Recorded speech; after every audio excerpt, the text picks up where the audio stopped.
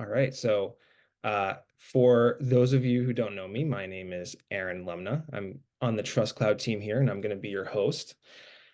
Uh, we have a special two-part interactive program prepared for you today. So we'll start off with a panel discussion where we'll introduce the foundations of risk reporting, and then our expert facilitators that we have on board will explain everything you need to know to get started into the world of reporting on risk. During the second part of the session, we'll open up our breakout rooms for an interactive portion where you'll be able to participate live in a discussion led by one of our facilitators. You'll also be able to ask questions and work through how to present your risk reporting to your leadership. At the end, we'll come back together into the main room where we'll have some closing remarks from all of our experts, and then we'll share some additional helpful resources with you. So before we actually begin, just want to tell you quickly about Trust Cloud for those of you who aren't familiar with us. So we've helped countless organizations of all sizes get started in their risk management journey, or if you've already started, upgrade your existing risk program and bring it to the next level. We have a trust assurance platform that helps you track risks across your business in real time, collaborate effortlessly with all of your team members, and equips you with ready-made dashboards that you can easily share with your leadership and board. We'll tell you more about that at the end of the presentation.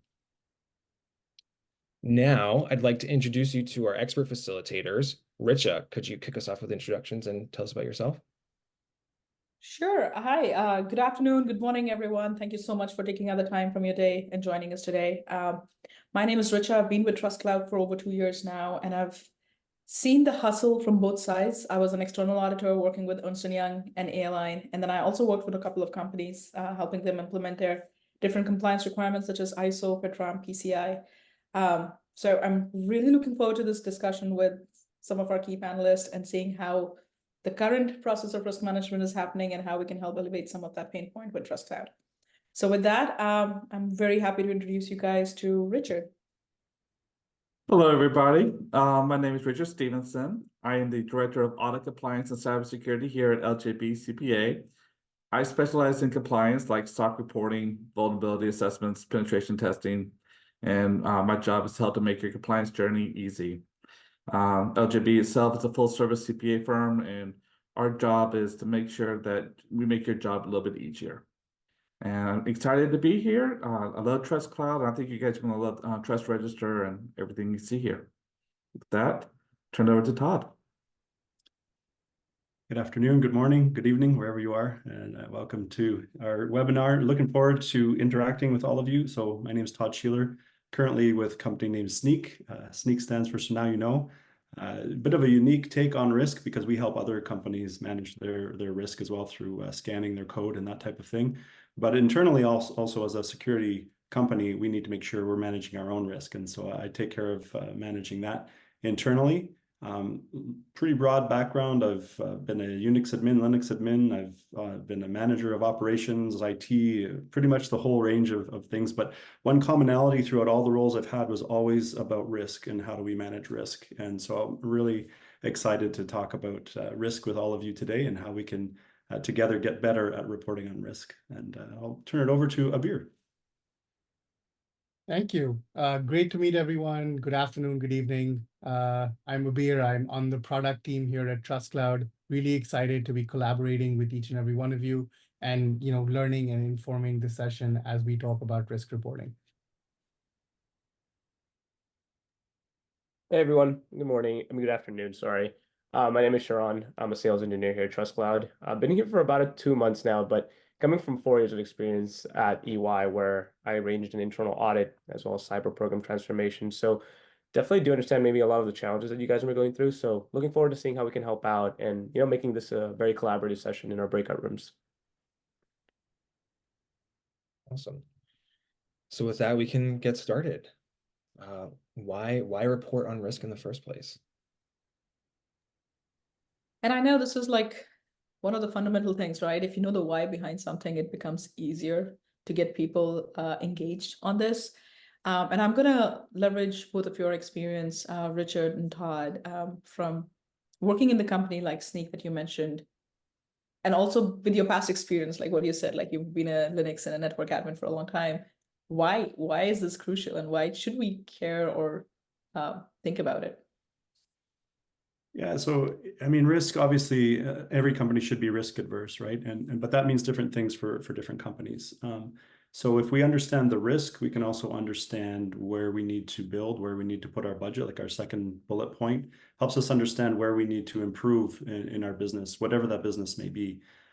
So reporting on the risk, like we may know if we're a Linux admin or if we're a risk admin or an analyst, we might understand where the risks are, but reporting it, that's where it gets tricky, right? We need to make sure that what we understand is also understood throughout the organization at different levels. Business units need to understand, higher up in the organization needs to understand what the risk is and what they need to focus on. And so that's where reporting on it becomes crucial to help the business move forward securely.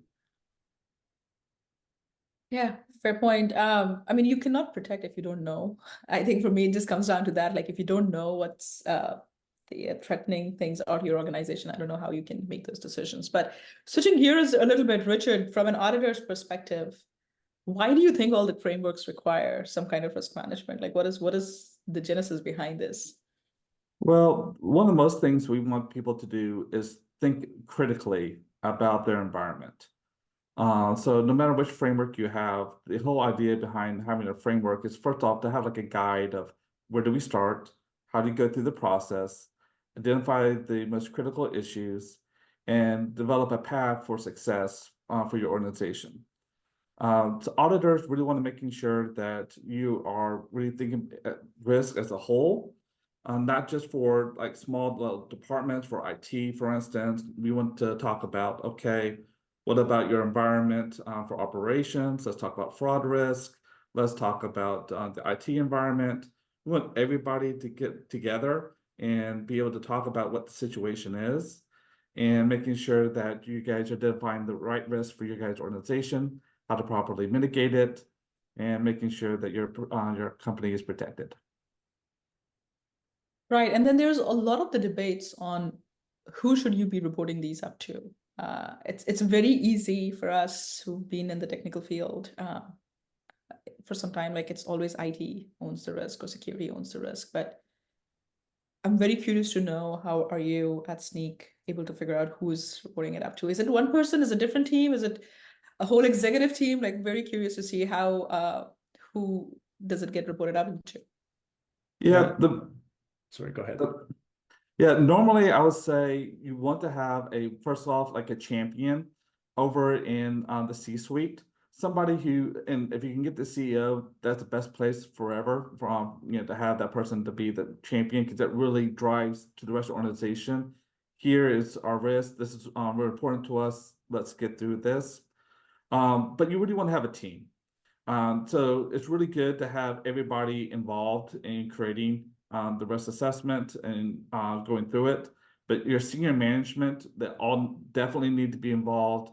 You want your legal compliance, HR, finance, IT, business line leaders. But in essence, who you really report to, it's usually part of it is going to be your audit committee as well as to your to the C-suite, just making sure that everything is being protected. Sure. Todd, your views on this? Yeah, just to follow on what Richard's saying, totally agree with everything he's saying. But yeah, so within Sneak, obviously, and many companies are this way, there are different business units, right? And ultimately, we need to have buy-in from those people at the highest level within those business units. So as it says here, ISO 27001 is actually a requirement that that whole ISMS program be bought in at an executive level, at a higher level. And we need to demonstrate that as part of audits as well, right? So when we have that, the risk and risk assessments are also important within those frameworks. And ISO is just one. Obviously, NIST is another. Lots PCI is another one that all requires risk treatment. So pretty much all of the frameworks, you're going to see that they need this risk treatment. And if you don't have that buy-in at the upper level, then it becomes difficult to say that your risk program is even effective, because it's the people making those decisions. We call it on this slide budget, especially. Yeah. It's hard then to say how we're treating risk if we don't have the budget in place, if we don't have the right people making the decisions who are making those informed decisions about where to put the resources on an engineering team, for example. And so, yeah, we do have multiple people at the highest level that we call risk owners. and they're the ones that we share our risks to. And it also goes up, as we call out here on the slide, board of directors. They need to know as well what the risks are so that they can make right decisions too. And that's a key point, right? If you don't have that accountability set up on who's owning and who's driving this, if you don't have that set up, then it's a paper shuffle exercise, right? Everybody's doing a lot of things, but it's not driving any actionable change within your organization. So what's the point? So definitely agree with that. Aaron, can we go to the next slide? And I think we have a poll. Yeah. We do, yeah. So I'll launch that right now. We'll give folks a couple seconds just to respond to this. So for our first question, who is in charge of the risk management process at your company? What team is responsible for that? And then how do you report on risk?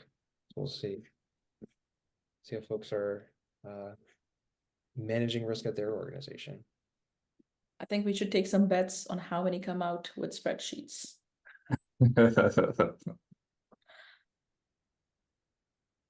There's some serious money to be made here. And if folks joined our first risk management essentials session, I'm seeing a lot of risk registers here. Hopefully they learned about risk registers in our last session. All right, we'll give it 5 more seconds and then I'll end that and we'll share the results. All right. I'll share those. So it looks like IT and information security is the winner in terms of who's in charge of the risk management process, and risk register is the most common way to report on risk. So I'm assuming that's also like a synonym for spreadsheets, most likely. So I think those two guys are the biggest winner. I would dive into the meetings use case as well, and I think as we progress throughout this conversation. Okay, those are good results. Thank you, Aaron. So I know one of the things we want to talk about is like, we have identified why risk reporting is crucial. Then it comes up, what metrics are the most crucial when it comes to reporting those risks up to your environment? In your experience, Richard, like, is there some certain fundamental things, or are there some industry specific things that you look for from an auditor's perspective when you're looking at some risk reports?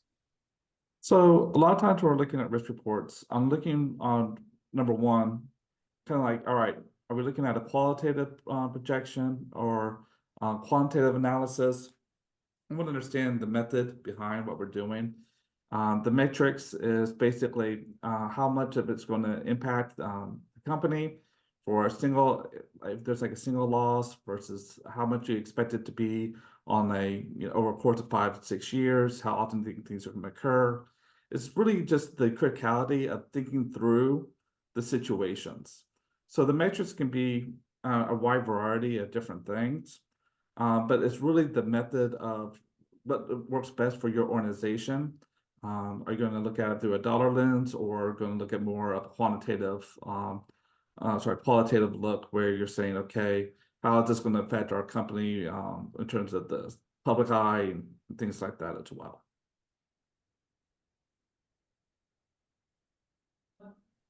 Todd, in your environments, and especially your maturity over the years from different roles to this, like how has the reporting metrics changed for you leading up to the current one at Sneak?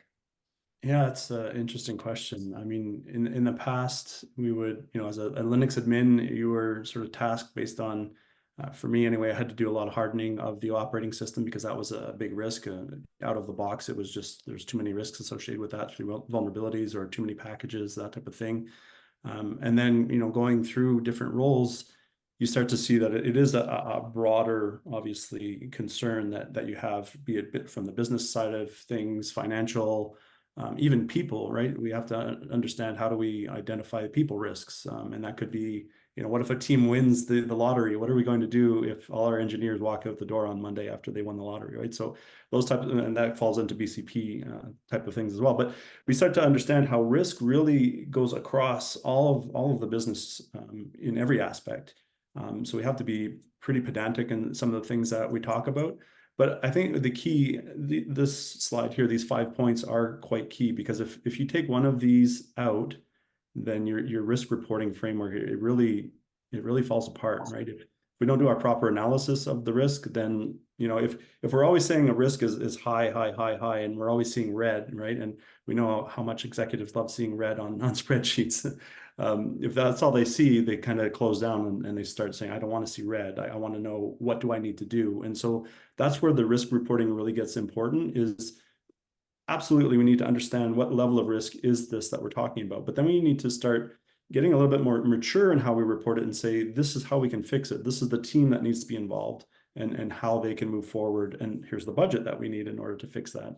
And really, a lot of the decisions after the risk reporting is up to the executive teams, right? We're reporting the risk, we're making our suggestions, but in the end, the decision making is at the next level above us. Yeah, and you brought up a good point, because that was one of the things we saw in the whole, like, security or IT teams is most responsible for risk management. When you say that this is like enterprise-wide, what other kind of risks at Sneak? Like, I'm sure there's a whole bunch of IT risks that you manage, but what are an example of other risks that you guys even are cognizant of?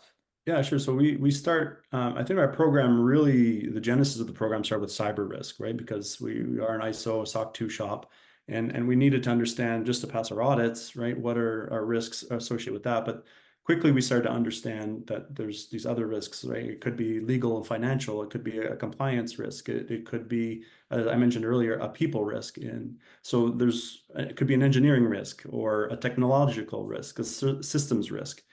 It could be risks that are outside of our control, like natural events, for example, right? We need to understand, how will we react if there's a flood in one of the areas where our people are located, right?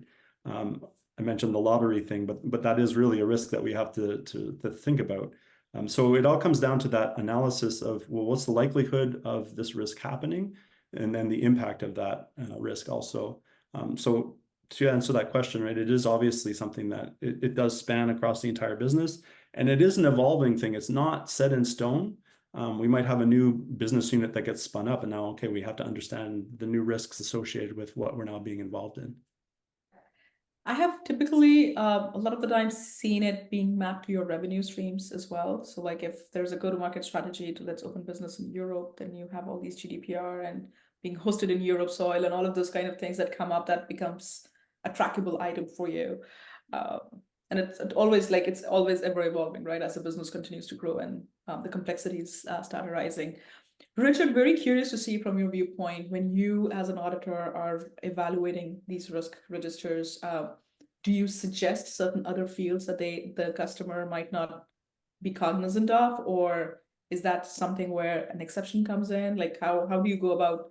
I mean, there's no completeness in a risk register, right? A risk register can never be complete because you don't know what you don't know. So what is the methodology on that side? So often prior to 2019, when we first started talking with registers with clients, and people were like, pandemic risk, like that's ever going to happen. And then like, here we go, we went through the huge pandemic. So when I talk to clients about preparing for risk, and what type of risk and frameworks and stuff to use, I'd like to say, hey, take a look at it holistically. Let's look at it first off. I agree with everything that Todd was saying, in terms of, is it a compliance risk, HR risk, finance risk, things like that. So often we just see it stuck with the IT department, and then we get into a situation where, okay, is that really just the only people there needs to be looking at this? So often we talk about including, like, what's about operational risk? What about fraud risk? And things like that as well. So we're looking at the different frameworks and the different compliance stuff. Definitely NIST, they have their own one, ISO, PCI DSS, COSO. COSO was a really good framework as well. But I always tell companies, when you first start with, pick one framework you want to use, kind of go through the process, but then kind of scan between the others, and making sure you have a holistic approach for your company, and making sure you're addressing all the necessary risks that truly impact your organization. and get your line leaders involved as well, because there's a lot of things that they know that's happening that senior management just has a little bit of a blind eye to at times. Yeah, no, completely agree. Moving on to the next slide, like we have thought about how do you go about evaluating your risks, identifying, classifying, analysis, and all of those things. Now, after all of these things, I'm sure all of you would agree, your time with your board member is very capped, so you don't have to go into the whole methodology with them. But what are the key risk indicators that you want them to be aware of to get them to action something from you? So, Todd, to start with you, like what are the kind of KRIs that you think have been most successful over the period of your career and currently with Sneak that can get you that executive buy-in? Yeah, I think, the last bullet on this slide for me is the really important one, being relevant. We have different reports that we need to show to different people, different groups. The HR team won't necessarily care about the IT risks, right? So we have to be very targeted in what we're showing each team. And the same with the leadership level, right? They will care about different things. So we have to be very aware. But again, I think quantifiable is an important one. Not all risks are quantifiable, but it is important if we can quantify it that we are crystal clear in what that means. And if we can associate that back to financial risk, if this happens, we were going to lose X amount of dollars or the cost of legal or whatever the case may be. If we can be as clear as we can on that, now that's going to obviously create some need for collaboration because as risk analysts, we don't know all of that necessarily. So that's where the good communication comes back in with across the teams. And don't be shy to let other teams help you understand what is a good KRI for them, right? And it comes down to that communication. But for me, that's the two that are really important on this slide. All of them are important, but if I were to key on two for me, in my experience, it would be that quantifiable and relevant. All right, that's good to know. Richard, from your side, what have you seen in the industry out there? What are the key ones that definitely stand out in each audits? Yeah, normally we always looking at financial KRIs and operational ones, and then technology and cybersecurity as well. For instance, when you were looking at things with like cybersecurity threats, like how many IT system failures have you experienced? Did you have any data breach? Are you susceptible to ones? How are you protecting against that? And just going over you're basically making sure your structure of your environment is protected. There's a lot of key KRIs out there for financial, operational, market, technology. It's all about being holistic and just going through everything, and just making sure that you're going through each kind of major department that you have and identify what are the risks for each department.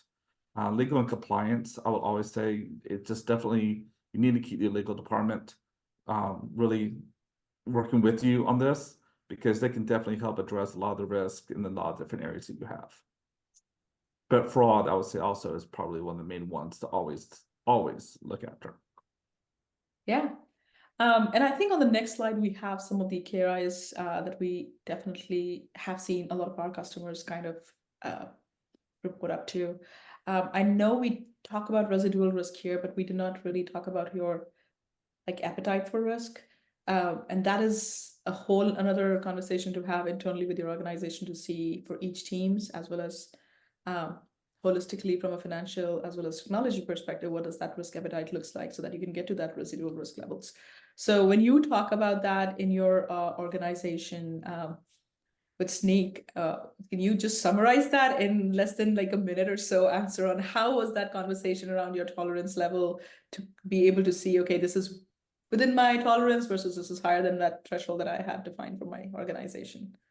Yeah, so I think what we do really is we start with what, when you first do your analysis, you start at, what is the level that you think it should be. But that's again goes back to the collaboration, right? Does that necessarily fit with what the executives are thinking, right? And that may then determine that you have to raise your risk level or perhaps lower your risk level. And for some people, when they first get into starting reporting on risks, they may find that they've got hundreds of risks, right? So they may decide that their risk appetite is going to be a little bit higher so that they can focus on the more important ones. And then as they mature, they can start lowering that risk appetite, because typically you're going to see that there's some big things that you really need to fix, and that needs to be your focus. And all the other stuff, it's important, but it sort of becomes noise until those bigger things are actually fixed. So that's sort of the process that you have to go through in order to figure out. And again, it's something that I wouldn't say it's set in stone. It'll depend on where you're going. Let's say you're a company that wants to go public. Well, all of a sudden your risk appetite might change. Yep. So hopefully I did that in under a minute. So Richard, you also talked about these methodologies when you're looking at like how are they defining their red, blue, green? What are the thresholds they're defining? Like what are you looking more from a documentation perspective, or are you also testing it against to see that they have actually classified it the way their documentation is saying? I always want to be like a partner with everybody in terms of, hey, let's go through it, making sure that everything was kind of documented correctly. So basically we just go through the risk register and we say, okay, have you mitigated all these major risks? Let's talk about this. Have you thought about this one through? We give them a few suggestions as well to making sure that yes, they thought the whole process out. But end of the day, that yes, we're looking for making sure that yes, it was completed, but we want to making sure that these people our clients are protected against the risk. Okay, yeah, and then the last bullet on here is another bigger hot topic. Sorry, Aaron, is a third-party vendor risk. This is taking the industry because I think we have now come to realize how closely aligned we are with each other, that that domino effect is not very much in isolation. If like AT&T is down today, that probably has some reverberations to our industry in some fashion or the other. So how does that connectivity and how are you guys working with that? First off, it's Sneak, and I'll also be curious to hear from your point of view, Richard. So I'm sure like a lot of our attendees today, we have a third-party vendor risk management program as well. And it's important, right? And sometimes we forget about it. And be honest, the industry is going even past third party, right? Fourth party, even fifth party, who are the suppliers to our suppliers. And we all might remember a big breach with a pretty big store a few years ago, and it was through an HVAC system, right? That it wasn't actually the store that was, the one that did anything wrong, but they had connectivity to their HVAC system, and that led to a pretty large breach. So that underscores the importance, or we could think of SolarWinds, right? It was another huge one that everybody's aware of. And so it is important. It's an interesting one because, you have to go through your assessment of them, and hopefully that you're also integrated into the review of their contract to make sure that they're up to the same security standards that you have. And then you have to also test them on whether they're, actually applying what they said they would do. And that could be through questionnaires. It could be through checking their certifications and that type of thing as well on a regular basis. And the frequency of that is really going to be up to the industry that you're in. Some may require it more than annually.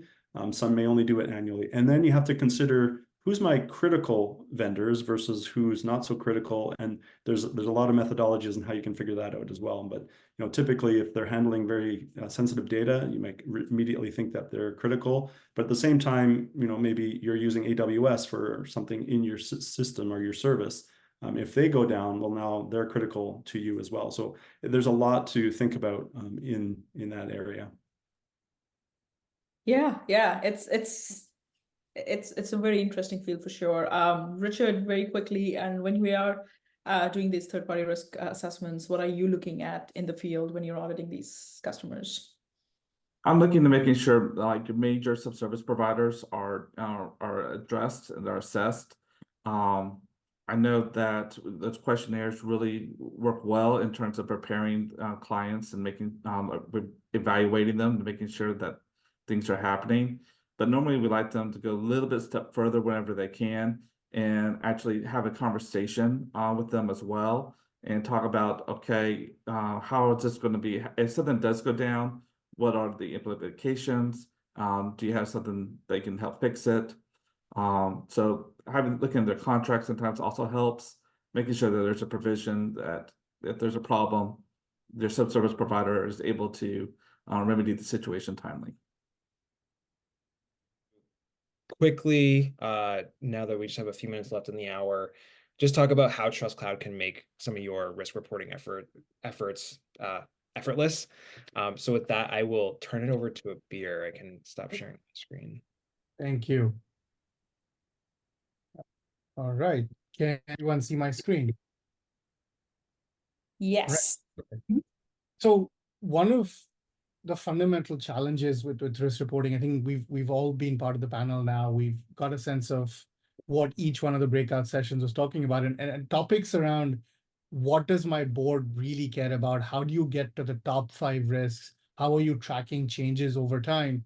And more importantly, how do you filter out what really matters and what smoke alarms are worth investigating versus what smoke alarms are better ignored? These are the sort of conversations that keep coming up. So what Trust Register and the team at Trust Cloud has really done is to build a version of risk reporting that can not only serve the tactical day-to-day use cases of risk leads, of GRC managers, but also allow executives, C-level executives and boards to directly look at dashboards from here in order to get a sense of how the risk profile has changed. One of the most critical components of risk that I'd like to highlight is what is the posture overall? Proving a negative is very, very hard in GRC. So if there's no breach, then everybody's done their jobs right. But how has an organization's risk posture changed since leadership change happened, since certain technology systems were implemented or certain risk management procedures were implemented? And Trust Register sort of keeps track of each and every single risk and hundreds of data points for each one of them to calculate how is that overall posture changed. And what that equips you to do when you walk into a risk meeting is, this is what my posture looked like at the beginning of the year. This is where I am now. Look at the difference in the organizational risk that I've created by the processes and procedures that have taken place. So that's one of the core tenets for Trust Cloud and how we're keeping track of effective risk reporting. Another fundamental core area is slide shot ready or sort of slide deck ready components of risk management. So we've built out dedicated board of director points of view.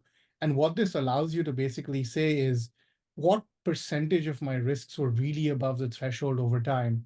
Richa brought up this concept of risk appetite, and every organization has different levels. Every department, every business unit has a different affinity and a different appetite towards risk. But how does that impact on a day-to-day basis, and what percentage of your risks are above or below that threshold is an absolutely critical vector, especially as you talk to boards, to CEOs and CTOs, because fundamentally they have 10 to 15 minutes every quarter to have these discussions. So if you bring them a laundry list of items that is 200 things deep, or you show them their entire risk register, they're not going to be able to focus and deep dive and help you out on problems that really impact the organization.